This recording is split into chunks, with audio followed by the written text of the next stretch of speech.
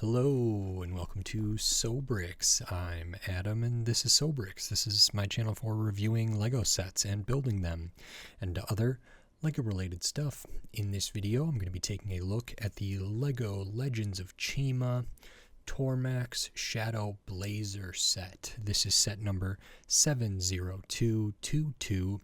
It has 311 pieces, and I paid $37 for this. I actually paid slightly under that. I had a discount at the store where I purchased this for a holiday, so I think I got 10% off, so $3.70 off, which brings us down to, $34.30 roughly. This set is retired. It is from 2015. And I believe it retailed for $30 in 2015 when this was coming out, when Legends of Chima was coming out.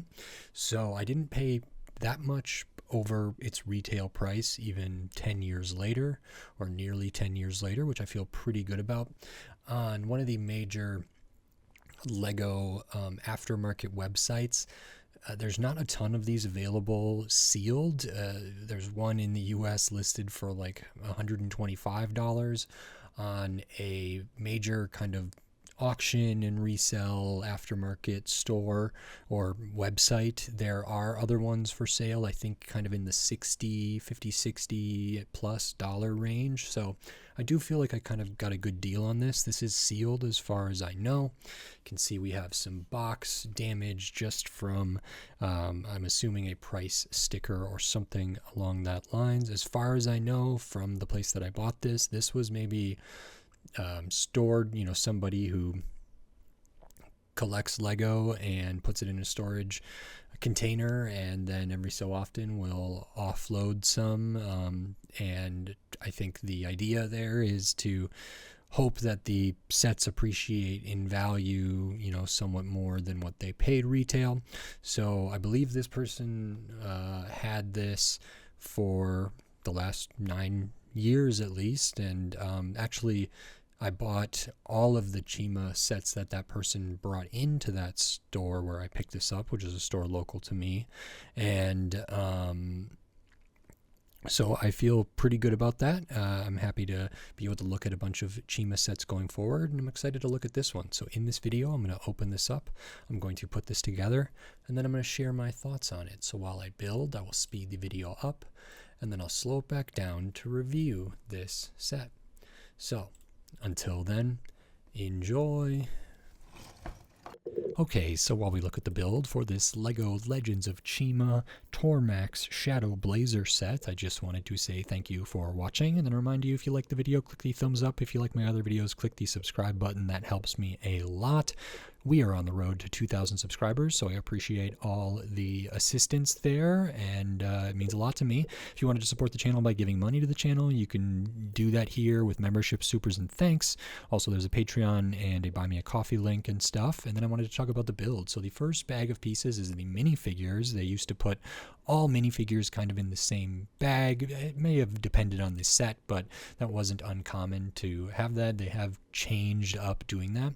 And then we kind of work on the build here. There was a small side build, and then we work on the front of this Shadow Blazer vehicle. So we already have attached the bigger kind of wheels there, which is pretty significant, but there's kind of a lot that goes into this main sort of front axle area to make it look more panther-like or cat-like, and then also kind of dealing with the claws and all of the little details in here, which is nice. You can kind of see clipping on areas that will be like teeth and claws and things like that, and I realize I missed a part, which is nice. There is like a Technic core that goes throughout the entire set, so to speak, which comes into play for the function and different things.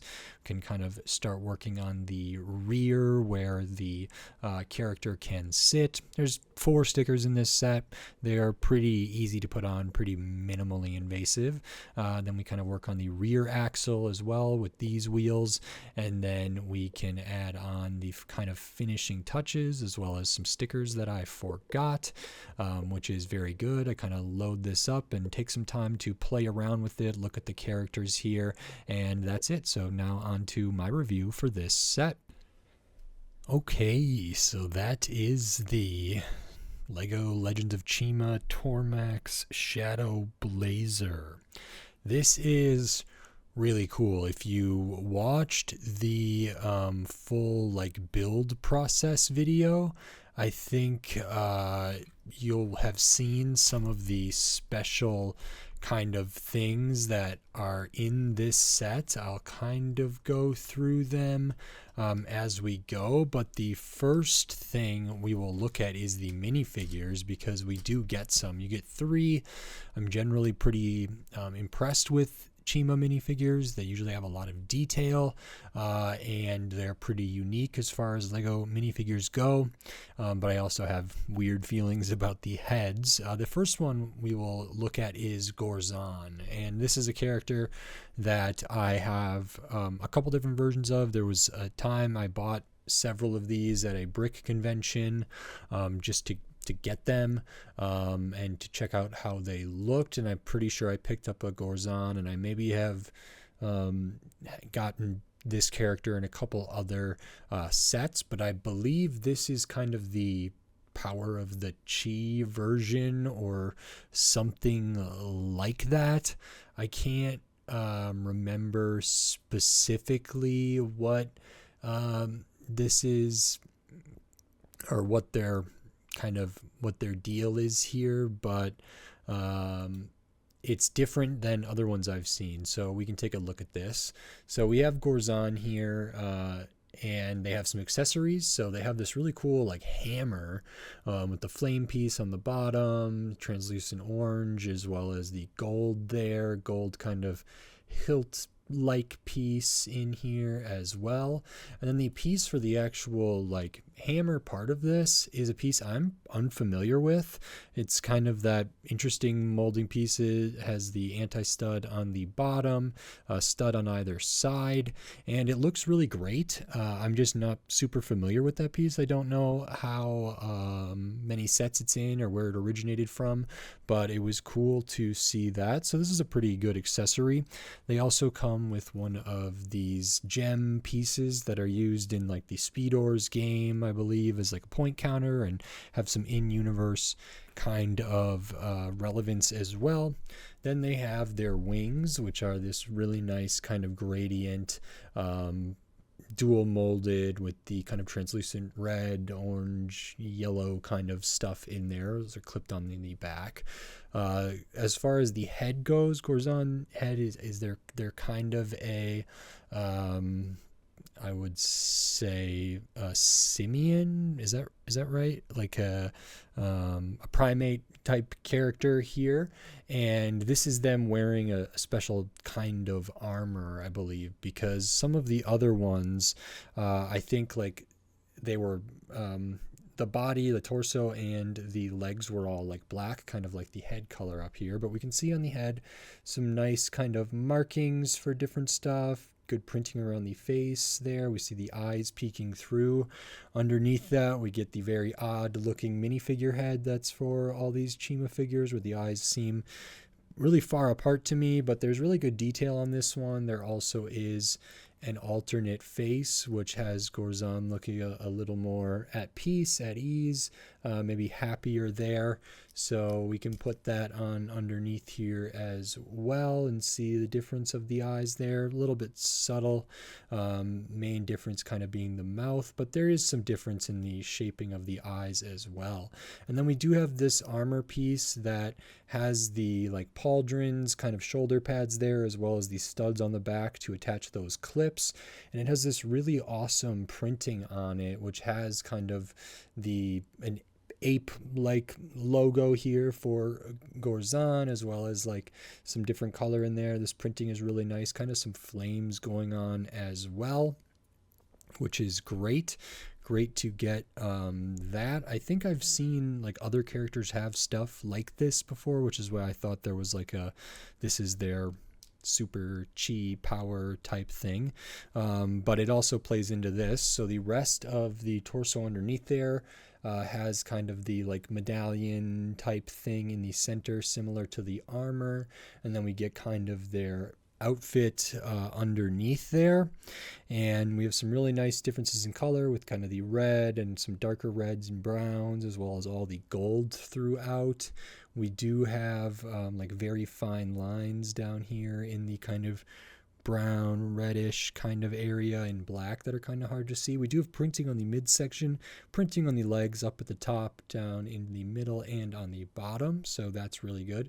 No printing on the arms for this character. Back of the torso kind of mirrors the front in a lot of ways, similar design, without as much kind of detail up here, without kind of the emblem in the back. But other than that, if you removed that middle part, you know, this would be pretty similar back there. A lot of that does get covered up when they are using their armor and their wings and everything, but that's okay. I think it looks great either way. I think the accessory works really well for this. It reminds me a lot of certain Ninjago stuff, and I think this is a very good figure. Happy to get this one there. So that's the first one. The next one we will look at is Tormak or Tormak, which is what this set is named after. This is Tormak's or Tormak's Shadow Blazer. So they are kind of the tribe that is, well, I think initially there was like different tribes of like, you know, vultures kind of, or crows or ravens versus like eagles. And then there was like lions, maybe in their opposition was kind of crocodiles, reptilian looking things. And then there was, oh shoot, I can't even remember all of the different ones, but there was some difference there. So the panther, I'm not sure how they are aligned. Specifically, I think this is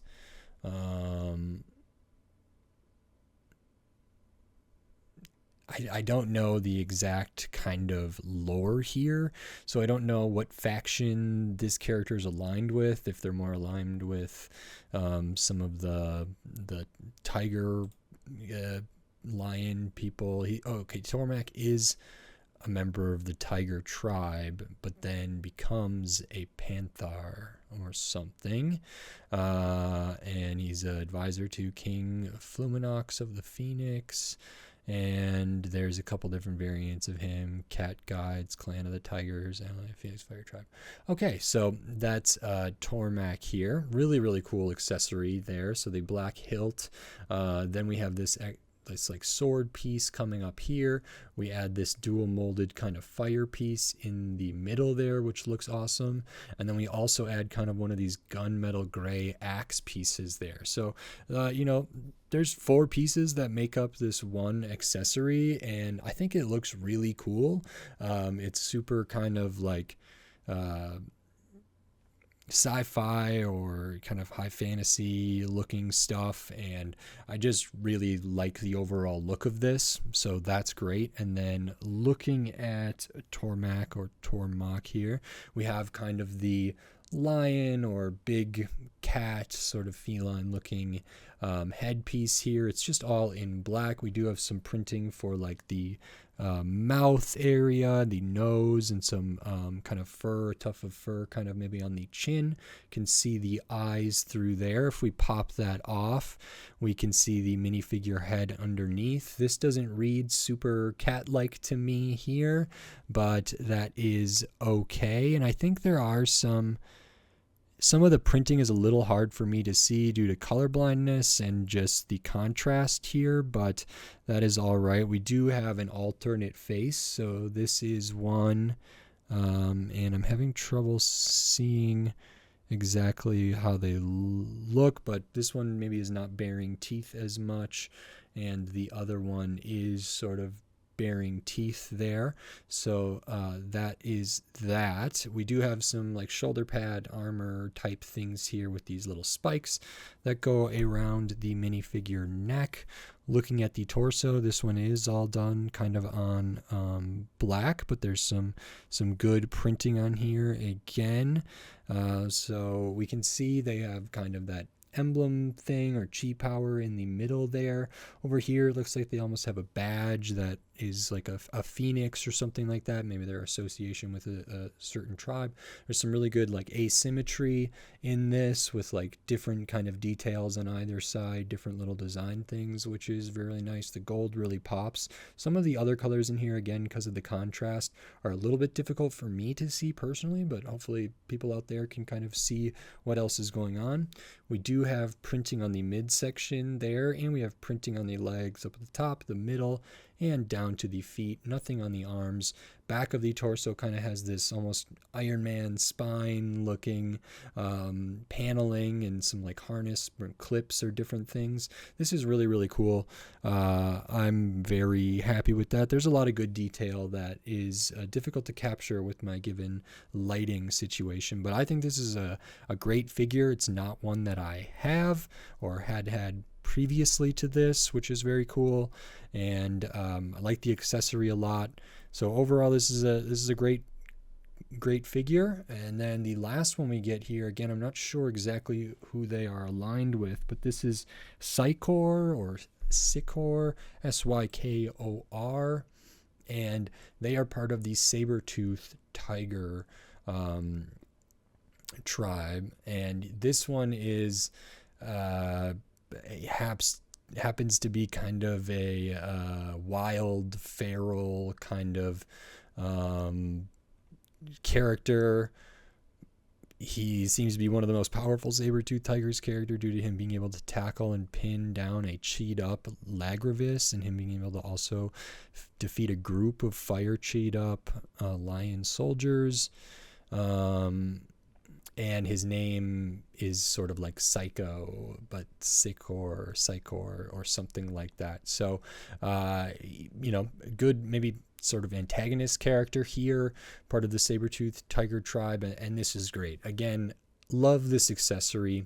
One of them, they have the like chi jewel gem kind of piece there in the translucent like blue, but over here we get the kind of accessory here, and I love this. Again, it's like 4 pieces, kind of like Tormak's there, and one of them is kind of this kind of cutlass looking scimitar type blade piece that could just be used as an accessory on its own, but it has some little like notches taken out of it. Looks really, really cool. Then we attach that to like the hilt here that has the like double-sided end of it, put a little silver barb in there, and then we add on an axe head here in the translucent blue, which is really nice. It almost works. I don't remember what part of the sword near the hilt is the part that like covers your hand or goes around wherever you're holding it, but like this kind of covers that, so I think that's really, really nice. And another simple but very effective kind of accessory there. The head for the saber-tooth tiger tribe is similar, with probably different printing and different markings underneath, and so it's all gray. We got nice kind of ears here. It is quite a bit different from the like panther looking one, just in its overall shape there. The ears are a little different. We kind of have some more kind of tufts of hair or fur coming back here. And then there's a lot of printing on this, which looks like to be some scarring, some little fur. We have the mouth with some teeth coming out, the nose, a little more fur or hair. And then we also have kind of some like exposed stuff underneath that looks kind of like ice or something. And I encountered this with a different character that, for this like ice tribe or saber-tooth tiger faction, they had kind of like this weird thing where there was almost, to me it seemed almost like zombified or something, where there was like something underneath there, and we can see that's present on the headpiece there. If we look at the face underneath, some of that exists over here on the cheek, really detailed face printing. This one I could see being interpreted as a saber-tooth cat here, mostly, but like even the eyes are, one of the eyes is different. We do have an alternate face. It's not crazy different. Big difference would be the eyebrows here. So this is one of the faces. I think this is the more neutral one, if you can say that, and this one's the more aggressive one, which seems fitting for the character. I'm reading here that this character doesn't speak, and just growls and is kind of crazy and stuff like that. So I think that's represented well here. They also have this really nice like pauldron armor piece in the translucent kind of blue there, kind of looking like ice. So it comes around, does have studs on the back, but we don't attach anything to that. So that is really cool. You also do add a stud on the front, maybe for like some chi like power. Underneath that in the torso, we can see they have kind of like their fur, kind of a chain going around there, some different stuff. But then underneath that, we have like what almost looks like rib cage to me or something, which is similar to the kind of stuff we're seeing underneath the skin or the flesh or the fur there. There's like tuft of fur of white in the middle, and then over here as well we're seeing kind of some stuff kind of come up from beneath the surface. This one does have printing on the midsection, I believe, but it's pretty subtle. There's just some like black spots at various points. On the legs, we do have really good printing up there, looking like tattered kind of clothes, as well as one of the leg having kind of those scars with the exposed kind of blue emanating up from beneath. Little other details on the legs as well as on the feet, nothing on the arms. Back of the torso has kind of the chains coming on the back for this like harness, as well as some fur, kind of a spiked necklace or collar there, and that's visible from the front as well if you take off the headpiece. And then it does have a lock in the center, which is a nice detail, so that is very good. Overall, it's 3 figures, a lot of detail, like printing all throughout. You get the headpiece that's printed, the minifigure, alternate faces or alternate expressions. You get the accessories, kind of printing all the way down, just no arm printing on any of these. But other than that, there's a really good amount of printing, not any like dual molded legs or anything like that, but that is okay. And I think that's a really solid assortment of minifigures here. So really detailed, really fun, love the accessories, so that is good. And then besides the minifigures, the next thing I wanted to talk about is kind of the side build here, which is Sycor's kind of tile shooter type thing. It's a disc shooter, and I don't know what like how it's supposed to look, but it starts off in just this 4x6, and it has an element here of like maybe this is a nose and these are like fangs or like teeth that are hanging over. Maybe these are like eyes there, so this is supposed to be sort of vaguely saber tooth like, which is true for like a lot of Chima vehicles. They try to kind of evoke a similar kind of thing. That's really cool. And then we just build that out very, very simply. We have a simple mechanism there. It does have the like tile shooting, so the 2x2 round tiles go in between this interesting 1x4 brick, and then they can be fired out.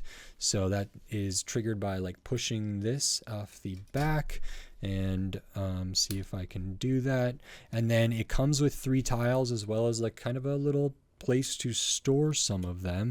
These 3 tiles are printed, really good detail there, so they're kind of like ice shard, kind of spinning, almost shuriken looking things, so those can be loaded in there very easily.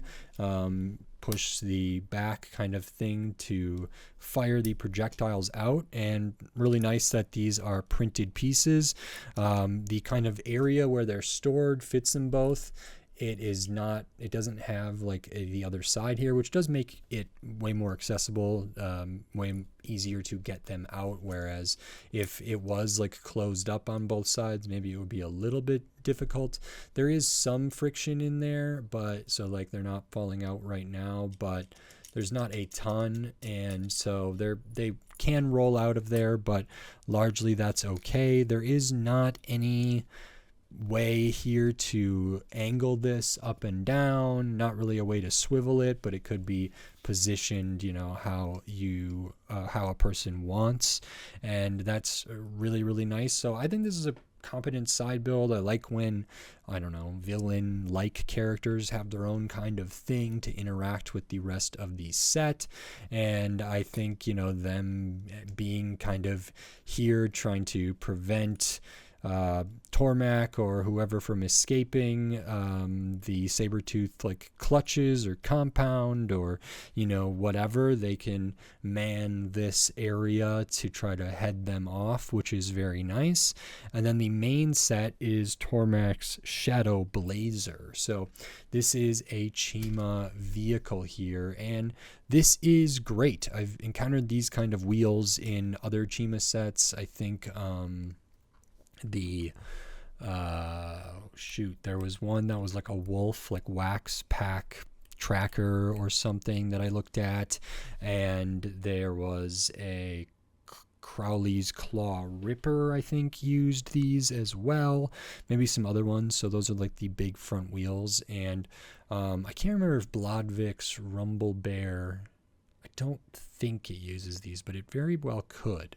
But if we look at this kind of from the front, we can see it has kind of an element that's supposed to be vaguely cat-like, panther-like here. So this is a sticker up on this top panel piece. Then we have the translucent like eyes and kind of upper and lower jaw here. We get the impression of some claws forward, which is really, really nice. Some ears up there. There are stickers in this set, like I said, so they're all actually visible here. So the one kind of on the front, on either side here, and then one right here, which I think has the like phoenix kind of emblem there, or the eagle emblem or something like that. So that's very cool. When you're building this, you build the whole like front of this first, and then the back is kind of a separate thing, and I'll explain that as we go. We have these nice like fire bits on here that could be angled, but this is very much the front. It's nicely finished off. The color blocking is really good with the kind of oranges and the blacks for this kind of panther mode. You can move the ears a little bit here. You can move the claws a bit as well. The wheels do spin. The front wheels are independent of each other. So we have that. I like that we covered up kind of some of how far the axles piece sticks out with some of these kind of gear blade like pieces there. And then we do have stud shooters. So we have the spring-loaded shooters here on either side. As is, it's kind of leaning down. So something like that, but we do get those. So it's nice to have that kind of option there. Overall, I think, you know, it does feel cat-like to me, or like a big cat. It does feel similar to how like Tormak looks in a great way. I kind of like that it's leaning forward. It's not the most, well, I guess aimable for these stud shooters, because it has, you know, this forward rake there, and but it does feel like, you know, a prowling kind of cat that is on the attack or is running or anything else. So I think that's all achieved really nicely. Overall, I like the details, the little vented pieces in there, use of angled plates. I should note, I believe this is an era of brittle brown, and I did not, as far as I know, have any pieces that break like this slope back here, or any of the bigger plates, angled plates, but pretty much every one of these brown 1x1s that I put on here cracked. and I could hear the crack. I don't know if my mic was able to pick that up, and you could see that as well. So this one's still intact. If I were to, attach this onto something, I have a feeling it will crack as well. I'm sure Lego will replace those for the sake of doing it so people can see. I suppose I could. I haven't made my mind up yet if I'm going to want to, but that is a note. I did have a piece in a Nexonite set that cracked as well, and I think these are like similar era, so that 2014, 2015 kind of time. When that was happening. So that is something there. If we kind of continue to the back, we have a spot where we can put one of the gems, chi kind of point counter things. There is a spot for a character to sit, as well as a clip here for their accessory, which is very nice. They could hold their accessory, or we can kind of have this off to the side and get the character kind of seated in here, which is very good. And then behind that, we have kind of this like turbine engine drill piece here, as well as the big kind of dual molded flame piece coming out of that. At the rear, we have these wheels. These axles are connected. They have rubber on them, actual tires, but they spin at the same time. They're connected all the way through. A little bit of orange in there for a detail. And then there's like the function, which I know I've been kind of teasing, and that is that this has a transformation thing kind of like the Rumble Bear, or there's a lot of Chima sets that kind of have this, which is spinning around the entire front assembly there, and all of a sudden this looks much more like a tiger. So you have kind of, whoops, I triggered one of the spring-loaded shooters there, but we have like the Panther mode here, which looks very good, and then we have the Tiger mode, which again looks great. Now on this side, this piece is a print, so that's awesome to see. Color blocking is really good. Different color eyes in here, which is nice. The claws are kind of going a slightly different way, not a big issue. You still get like the three main claws. You do see the underside of some plates, including some of that brown, but they did an okay job kind of trying to avoid that, using some similar shapes as the other side. And it's really just kind of on these arm segments where you see that, because the rest of this is essentially done in a way that's studs up, studs on top, and there just is some difference, and you kind of build these two head pieces independently and then attach them with some plates on either side, and then they get attached actually in two ways. Let's see, if you look in here, in between, just beneath the ears, is there a way for us to see that? Well, whoopsies, that went far. Up at the top, there's like a Technic connection for the Panther head. And then at the bottom, it does use the two clips with the 1x1 bricks with the kind of bar coming off of it. So that is very cool. It's nice. It's a connection that they use actually quite frequently now. I don't know how frequent it was back then, but it was utilized in this case. It's a little difficult to see, and it's not necessarily meant to have the head kind of detach and be able to see that there, which sometimes they use that clip system in order to allow things to kind of have an easier way to detach, but when it's paired with like a Technic pin, it does make it a little bit difficult. Let me go find that bolt there. Okay, so there's the bolt, and yeah, so the connection for the head kind of in here is nice, and then the other side is good as well. This one doesn't have these spring-loaded shooters, however, it does have flick kind of missiles here. So we have these pieces that go in right there. There's one on each side, which is, you know, similar, and also nice that there's like different kinds of projectiles here. Again, they're leaning pretty far down, so the angle isn't great, but you can play around with that a little bit. And then the real kind of way to transform this is by like moving at the back. So if you lean this back on its two wheels, then you spin the screw, and we can see it kind of transform. All of these, if your hands are out of the way, the spring-loaded shooters, the flick things all have clearance. And you do have to lean this back pretty far to get clearance here to get this to spin. But essentially that's how it is to transform. So it can be like entering into a thing and go like this, or it could be entering in like this and then quickly change like that. And I think that's cool. You know, you can maybe come in as the tiger, use the flick kind of projectiles, switch back, use the bolt ones and stuff like that. And the transition is pretty simple.